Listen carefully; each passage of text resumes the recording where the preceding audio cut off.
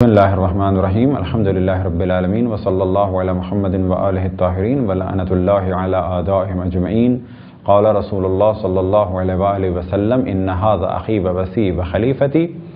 فیکم فاسمعوا واطیعوا کہ بتحقیق یہ علی یعنی اشارہ تھا مولا علی علیہ السلام کی جانب، میرا اخی ہے، میرا وصی ہے، میرا خلیفہ ہے تمہارے درمیان، کا حکم سنو اور اس کی اطاعت کرو۔ موضوع گفتگو امامت، اور اب تک کچھ روایتوں کی جانب توجہ دلائی اور ان سے پہلے آیات کی جانب توجہ دلائی کہ جس میں مولا علی علیہ السلام کی ولایت اور خلافت اور وصایت کی جانب واضح اشارات ہیں، اور انہی روایات میں سے ایک روایت ہے حدیث الدار۔ اس روایت کا تعلق ہے اس آیت سے کہ جسے ہم نے پہلے بھی بیان کیا کہ جب اللہ سبحانہ و تعالیٰ نے حکم دیا وَأَنذِرْ عَشِيرَتَكَ الْأَقْرَبِينَ، کہ جب حکم ہوا کہ اے میرے حبیب اپنے گھر والوں کو ڈراؤ، یعنی اسلام کی جانب دعوت دو، اپنی نبوت کا ان کے سامنے ذکر کرو، اعلان کرو۔ تو روایت میں ہے کہ مولا علی علیہ السلام کو رسول اللہ صلی اللہ علیہ وسلم نے حکم دیا کہ 1 صاع یعنی 3 کلو کھانا پکاؤ اور اس کے اوپر ایک ران رکھو اور ایک برتن میں دودھ رکھو۔ مولا علی علیہ السلام فرماتے ہیں کہ پھر مجھے انہوں نے حکم دیا کہ بنی مطلب کو یعنی جناب عبد المطلب کے فرزندان کو اور ان کی نسل سے دیگر افراد کو دعوت دو۔ یہ افراد تقریباً 40 کے قریب تھے، انہیں دعوت دی گئی، سب نے پیٹ بھر کے کھانا کھایا۔ مولا علیہ السلام فرماتے ہیں کہ یہ کھانا اتنا نہیں تھا، اس کی مقدار اتنی زیادہ نہیں تھی، نہ دودھ کی مقدار اتنی تھی، سب لوگوں نے سیر ہو کے کھایا، لیکن اس کے باوجود بھی کھانا بچا رہا۔ اس سے پہلے کہ رسول اللہ صلی اللہ علیہ وسلم کو ارشاد فرماتے، ابو جہل نے آپ کی بات کو منقطع کیا اور لوگوں کو متفرق کر دیا، یہ کہہ کے کہ یہ جادو ہے۔ مولا علی علیہ السلام سے رسول اللہ صلی اللہ علیہ وسلم نے فرمایا کہ دیکھو اس شخص نے مجھے بات نہیں کرنے دی۔ اگلے دن دوبارہ دعوت کا سلسلہ ہوا اور پھر تقریباً یہی کیفیت تھی، لیکن رسول اللہ صلی اللہ علیہ وسلم نے اپنی نبوت کا ذکر کیا، اللہ سبحانہ و تعالیٰ نے مجھے مبعوث فرمایا ہے اور جو میری بات سنے گا وہ میرا جانشین اور میرا خلیفہ اور میرا وصی و وزیر ہوگا۔ سب سے پہلے اگر کسی نے اقرار کیا تو وہ مولا علی علیہ السلام نے اقرار کیا، اور اس کے بعد لوگ متفرق ہو گئے۔ بعد میں اسلام لانے کا سلسلہ اور جگہ سے شروع ہوا، لیکن یہی وہ دعوت تھی کہ جس میں سب سے پہلے رسول اللہ صلی اللہ علیہ وسلم پر اگر کوئی ایمان لایا، ایمان لانے سے مراد یہ ہے کہ جیسے ہی آپ نے اعلان فرمایا کہ میں اللہ سبحانہ و تعالیٰ کی جانب سے رسول ہوں، تو جو بھی اس کو فوراً قبول کر لے تو اس کے معنی ہوتے ہیں ایمان لانا۔ لہذا سب سے پہلے اگر کسی نے اس بات کی تائید کی تو وہ مولا امیر المؤمنین علی ابن ابی طالب نے تائید کی، اور اسی دن سے رسول اللہ صلی اللہ علیہ وسلم نے مولا علی علیہ السلام کو اپنا بھائی بھی، وصی بھی اور خلیفہ بھی امت مسلمہ کے درمیان قرار دیا، اور ان کے حکم کو ماننا اور ان کے کلام کو سننے کو لازم قرار دیا۔ اسی کے ساتھ ساتھ بعض اور روایتیں نقل ہوئیں کہ جس میں آپ کے وصی اور خلیفہ ہونے کا ذکر ہے۔ مثال کے طور پہ جناب ابو ایوب انصاری سے روایت نقل ہوئی، اور مجمع الزوائد میں، منتخب کنز العمال میں، معجم الکبیر میں، جمع الجوامع میں اس کو روایت کو نقل کیا کہ رسول اللہ صلی اللہ علیہ وسلم نے ارشاد فرمایا جناب سیدہ سلام اللہ علیہ سے، ان اللہ عز وجل اطلع على اہل الارض فاختار منهم اباك فبعثه نبيا ثم اطلع ثانيا فاختار بعلك فاوحى الي فانكحته واتخذته وصيا، کہ جناب سیدہ سے رسول اللہ صلی اللہ علیہ وسلم نے ارشاد فرمایا کہ بتحقیق اللہ سبحانہ و تعالیٰ نے زمین میں سب سے بہتر مجھے پایا تو مجھے اختیار کیا اور مجھے نبوت پر مبعوث فرمایا، اور اس کے بعد علی ابن ابی طالب کو سب سے بہتر پایا، لہذا مجھ پر وحی ہوئی اور میں نے ان کا نکاح کر دیا اور ان کو اپنا وصی بنایا۔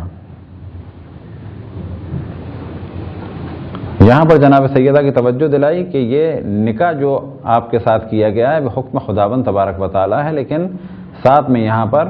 واتخذتہ وصیّا، پھر میں نے ان کو اپنا وصی بنایا۔ یہ سب بھی اللہ سبحانہ و تعالیٰ کے حکم سے ہوا۔ جناب ابو سعید خدری سے ایک روایت نقل ہوئی اور اس کا ذکر کنز العمال میں ہے۔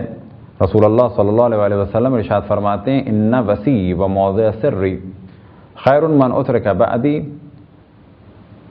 وینجز عدتی ویقضی دینی علی ابن ابی طالب، کہ بتحقیق میرے وصی اور میرے رازدار اور جنہیں میں چھوڑ کے جا رہا ہوں ان میں سب سے بہتر کہ جو میرے وعدوں کو پورا کریں گے اور میرے قرضوں کو ادا کریں گے وہ ہیں علی ابن ابی طالب۔ تو یہاں پر بھی وصی کہا گیا۔ اول من يدخل علیک من هذا الباب امام المتقین و سید المسلمین و یعصوب الدین و خاتم الوصیین۔ ایک روایت جناب انس بن مالک سے نقل ہوئی، وہ ارشاد فرماتے ہیں ایک دن رسول اللہ صلی اللہ علیہ وسلم کی خدمت میں تھا تو آپ نے ارشاد فرمایا اول من يدخل علیک من هذا الباب امام المتقین و سید المسلمین و یعصوب الدین و خاتم الوصیین، کہ سب سے پہلے جو دروازے سے داخل ہوگا وہ متقین کا امام ہوگا، مسلمین کا سید و سالار ہوگا، دین کی پناہ گاہ ہوگا اور خاتم الوصیین ہوگا۔ تو بہت ساری روایات ہیں کہ جن میں مولا علی علیہ السلام کو وصی بھی کہا گیا اور خلیفہ بھی کہا گیا۔ ایک اہم روایت کہ جو شیعہ و سنی تمام کتابوں میں نقل ہوئی وہ ہے حدیث منزلت۔ بعض دفعہ اسے فقط ایک مسافرت کے دوران جب آپ مدینے میں رہے اس سے منسوب کیا جاتا ہے، لیکن اگر روایتوں کو دیکھا جائے تو واضح پتہ چلتا ہے کہ یہ روایتیں مختلف ادوار میں رسول اللہ صلی اللہ علیہ وسلم کی زبان مطہر سے صادر ہوئیں۔ اس کا تعلق فقط کچھ دن کے لیے نہیں تھا بلکہ یہ وصایت اور یہ منزلت ہمیشہ کے لیے تھی۔ بعض دفعہ لوگ اعتراض کرتے ہیں کہ جناب ہارون جلدی دنیا سے چلے گئے تھے تو کہا جائے گا کہ بالآخر وہ خلیفہ تھے، اگر رہتے تو خلیفہ اور وزیر تھے، نہیں رہے تو یہ الگ بات ہے۔ مولا علی علیہ السلام بھی رسول اللہ کے خلیفہ اور وصی تھے، اگر رسول اللہ صلی اللہ علیہ وسلم کی زندگی میں چلے جاتے تو یہ اور بات تھی، نہیں گئے تو یہ ولایت اور وصایت اور یہ منزلت باقی ہے۔ لہذا رسول اللہ صلی اللہ علیہ وسلم نے ارشاد فرمایا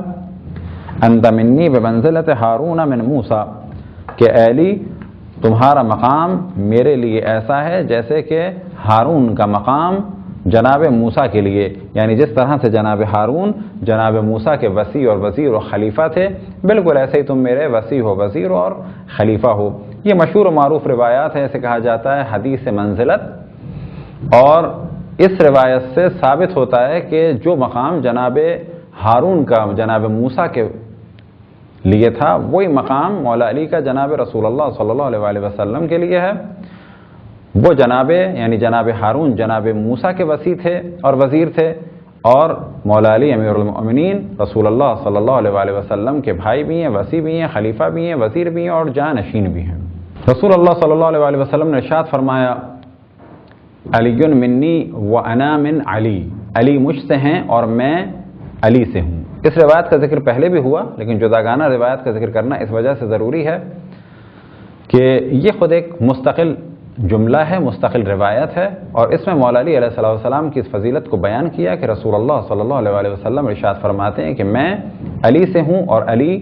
مجھ سے ہیں۔ اس روایت کو مختلف جگہ پر مختلف کتابوں میں بیان کیا،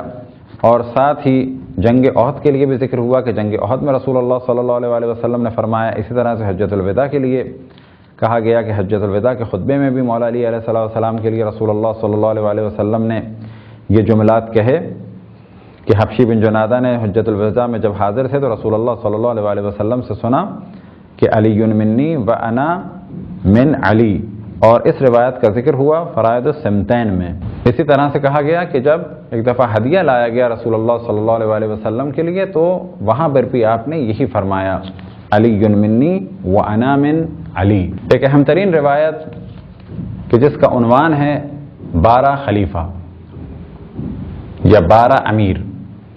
اگر اس روایت پہ دقت کی جائے اور اسے مان لیا جائے تو آج جو عالم اسلام میں یہ فرقے ہیں، یہ جدائیاں ہیں، کافی حد تک ختم ہو جائیں گی، کیونکہ جب سب متفق ہو جائیں گے 12 خلفاء اور 12 ائمہ پہ اور 12 امیر پہ تو مشکلات حل ہو جائیں گی۔ جس طرح سے رسول اللہ صلی اللہ علیہ وآلہ وسلم کے فضائل اور اہل بیت علیہ السلام کے فضائل اب تک تحریف شدہ کتابوں میں یعنی تورات میں یا انجیل میں باقی ہیں، بالکل ایسے ہی بنو امیہ اور بنو عباس کا پورا دور گزر گیا، اہل بیت علیہ السلام پر مصیبتوں کے پہاڑ ٹوٹ گئے۔ پالیسی یہ تھی کہ روایات جو فضائل اہل بیت میں روایات ہیں انہیں ختم کیا جائے، جعلی روایات بنائی جائیں، لیکن اس کے باوجود آج بھی اہل بیت کے فضائل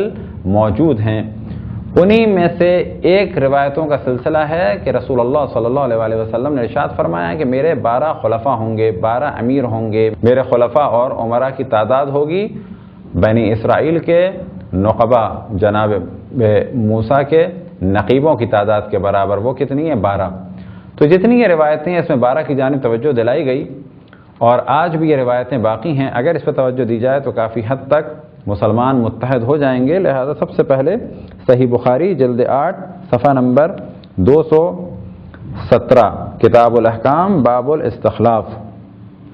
حدیث نمبر 7223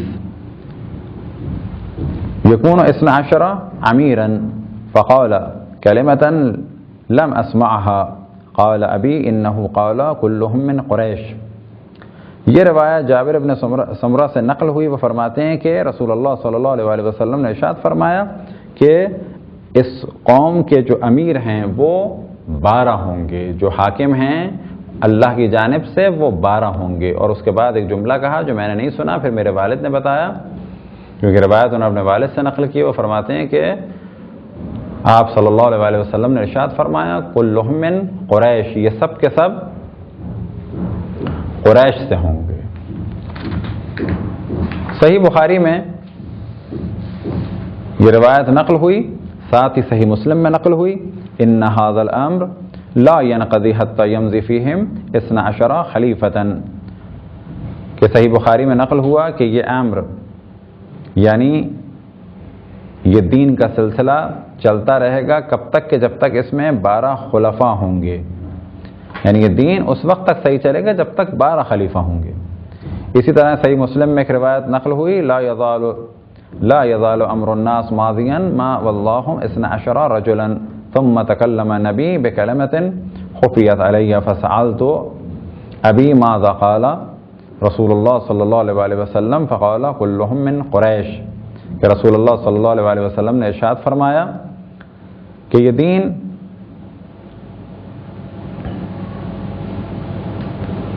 یہ سلسلہ ایسے ہی چلتا رہے گا، یہ دین ایسے ہی باقی رہے گا کب تک؟ جب تک کہ اس کے 12 خلیفہ نہ ہوں، 12 ایسے فرد نہ ہوں۔ اسی طرح صحیح مسلم میں روایت نقل ہوئی لا يزال امر الناس ماضيا ما واللهم 12 رجلا، کہ صحیح بخاری میں بھی توجہ دلائی 12 مردوں کی جانب کہ یہ دین کا سلسلہ چلے گا جب تک کہ اس میں 12 مرد ہوں گے۔ اسی طرح صحیح مسلم میں ایک روایت نقل ہوئی لا يزال الاسلام عزیزا، اس روایت میں بہت ہی واضح ہو گیا یہ اسلام اس وقت تک طاقت اور قدرت کے ساتھ رہے گا اور عزت کے ساتھ رہے گا کب تک؟ جب تک کہ اس کے 12 خلیفہ ہوں گے۔ الی 12 خلیفۃ ثم قال کلمۃ لم افہمها، پھر اس کے بعد وہی روایت ہے کہ انہوں نے رسول اللہ صلی اللہ علیہ وآلہ وسلم نے ایک جملہ کہا جو میں نہیں سن سکا، بعد میں پتہ چلا کہ آپ نے فرمایا تھا کہ یہ سب کے سب قریش سے ہوں گے۔ اسی طرح صحیح مسلم میں روایت نقل ہوئی لا يزال هذا الدين عزیزا منیعا الی 12 خلیفۃ، یہ دین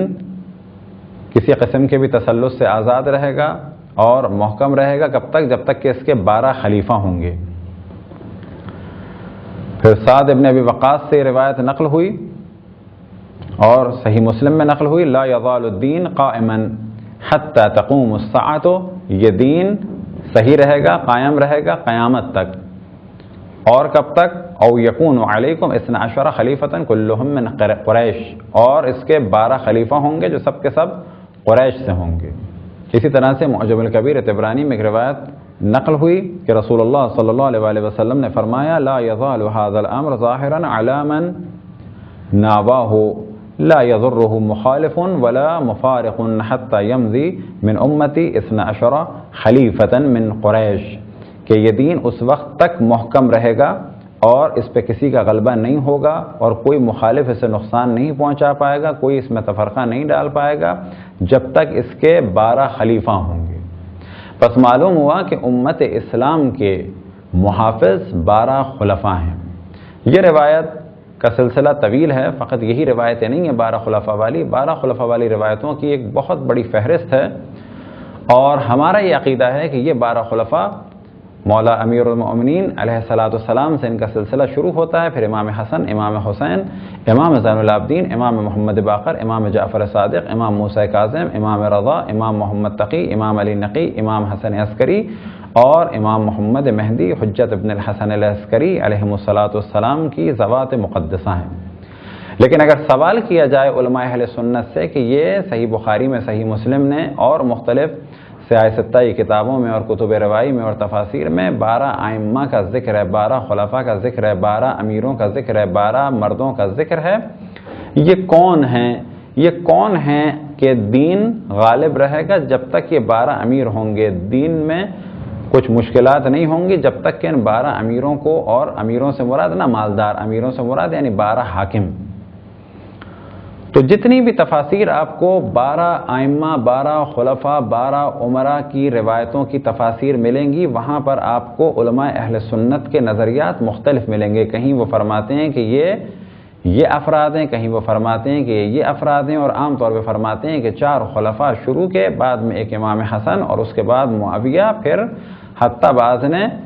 پھر اس کے بعد چلے جاتے ہیں عمر ابن عبدالعزیز کی جانب، اور آج تک یہ کلیئر نہیں ہو پایا کہ یہ 12 کون ہوں گے، کس کس زمانے کے ہیں، کیا کیا ان کے نام ہیں۔ لیکن در حقیقت یہ اللہ سبحانہ و تعالیٰ کا لطف و کرم ہے، امامت کی حفاظت کا سلسلہ ہے کہ بنو امیہ، بنو عباس کا ایک دور گزر گیا، ظلم و بربریت کا عروج زوال کی جانب بڑھا، اور اب یہ کیفیت ہے کہ ایک دور گزر گیا جو اہل بیت کی مظلومیت کا، لیکن آج بھی فضائل اہل بیت علیہم السلام ہر جگہ جگمگا رہے ہیں۔ انہی میں سے ایک روایت کہ جو صحاح ستہ میں اور مشہور کتب روائی اہل سنت یعنی روایتوں کی کتب اہل سنت میں، وہ کیا ہے؟ وہ ہے 12 ائمہ، 12 خلفاء اور امت کے 12 امیر والی روایت۔ حدیث رسول اللہ صلی اللہ علیہ وسلم میں سے ایک مشہور معروف حدیث کے جو شیعہ اور سنی دونوں کے درمیان بہت ہی زیادہ مشہور و معروف ہے، وہ ہے حدیث مدینۃ العلم، کہ رسول اللہ صلی اللہ علیہ وسلم نے ارشاد فرمایا انا مدینۃ العلم وعلی بابها، کہ میں علم کا شہر ہوں، علی اس کا دروازہ ہیں۔ ومن اراد المدینہ، اور جو ارادہ کرے اس شہر میں داخل ہونے کا وہ اس دروازے کے ذریعے سے آئے۔ کذب من یزعم یدخل المدینہ الا بالباب، جھوٹ بولتا ہے جو تصور کرتا ہے کہ شہر میں داخل ہو گیا بغیر اس دروازے کے۔ بس معلوم ہوا کہ اس روایت میں رسول اللہ صلی اللہ علیہ وسلم نے اس جانب تمام مسلمانوں کی توجہ دلائی کہ اگر کوئی علم رسول اللہ حاصل کرنا چاہے، رسول اللہ صلی اللہ علیہ وسلم تک پہنچنا چاہے، تو اس پر لازم ہے کہ وہ مولا علی علیہ السلام کے ذریعے سے رسول اللہ تک پہنچے، اور مولا علی علیہ السلام سے علم رسول اللہ اور تعلیمات رسول اللہ کو حاصل کرے۔ پس بعد رسول اللہ اگر مولا علی امیر المؤمنین علیہ السلام کے جو باب مدینۃ العلم ہیں، تو اس حدیث کی روشنی میں کسی اور سے کچھ پوچھنا ان کی موجودگی میں یا ان کا انکار کر کے کسی اور کی جانب جانا قطعاً ایک غلط عمل اور قبیح فعل ہے۔ لہذا یہ حدیث مولا امیر المؤمنین کے فضائل کو بہت ہی بہترین طریقے سے بیان کرتی ہے، اور پہلے بھی ہم نے اس کی جانب توجہ دلائی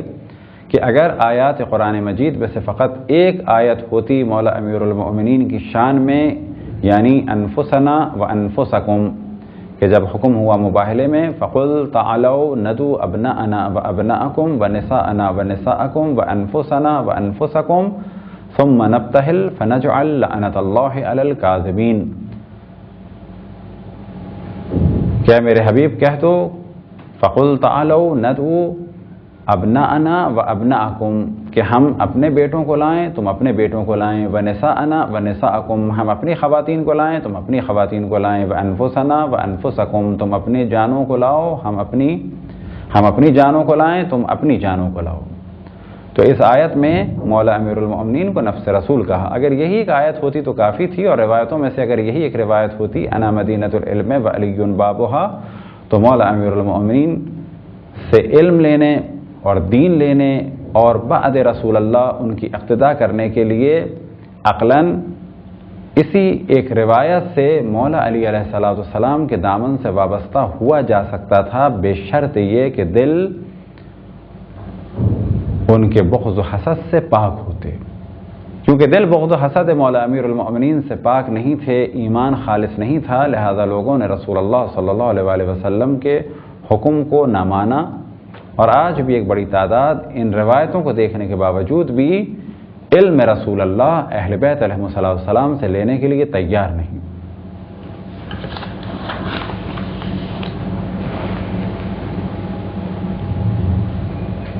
حدیث سفینہ، یہ حدیث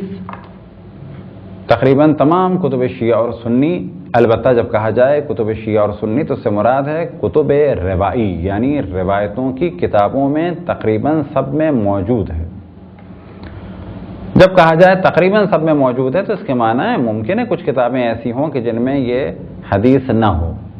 لیکن اس حدیث سفینہ میں یعنی رسول اللہ صلی اللہ علیہ وسلم نے ارشاد فرمایا مثل اہل بیتی کا سفینۃ نوح، کہ میرے اہل بیت کی مثال جناب نوح کی کشتی کی مانند ہے کہ جو اس میں سوار ہو گیا وہ بچ گیا، اور جس نے اس کشتی سے منہ موڑا وہ ہلاک ہوا اور غرق ہو گیا۔